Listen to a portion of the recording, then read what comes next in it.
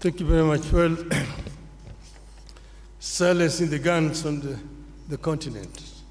As you know that in 2013, the EU met and passed a resolution to silence the guns by 2020.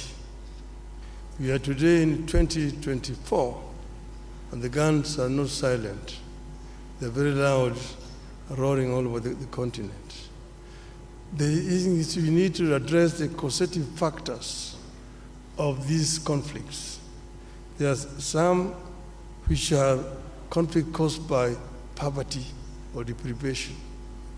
Some of them by conflict within the society, again, things like ethnicity and so on. Some of them are externally influenced or promoted. Some are religious and so on. So there's not a common factor. But what you need to do is to address the causative factors which could translate into these conflicts throughout the continent. And this is what I will do myself. First, as you know that our African countries are not at the same levels of development. Those which are more developed, like for example, in terms of governance, there are some areas where you have got exclusions of people, and as a result of this, there's some people move to use other means. We need to find a way of creating an environment or dialogue within our societies so that we can be able to prevent these differences, conflict ending up into violent confrontation between the various groups. We don't need to put a time span, but I'm sure that it is possible to end these conflicts and stop the guns by 2035, in my view. The other one is the issue of Africa's representation on the Security Council. This is something that's been long overdue.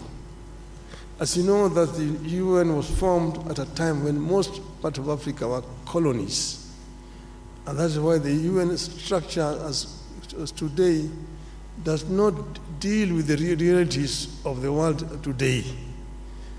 And the situation where you have 5 countries sitting in the Security Council with veto powers, and Africa is not represented, a continent with 1.4 billion people, is not tenable and it's not accessible. And that's why I'm not going to talk about Africa's representation, but we're going to insist that Africa must get 2 permanent seats in the UN Security Council. This is only fair, because we are a continent of 55 sovereign nations. We cannot be excluded when Europe has got 3 permanent representations on the Security Council.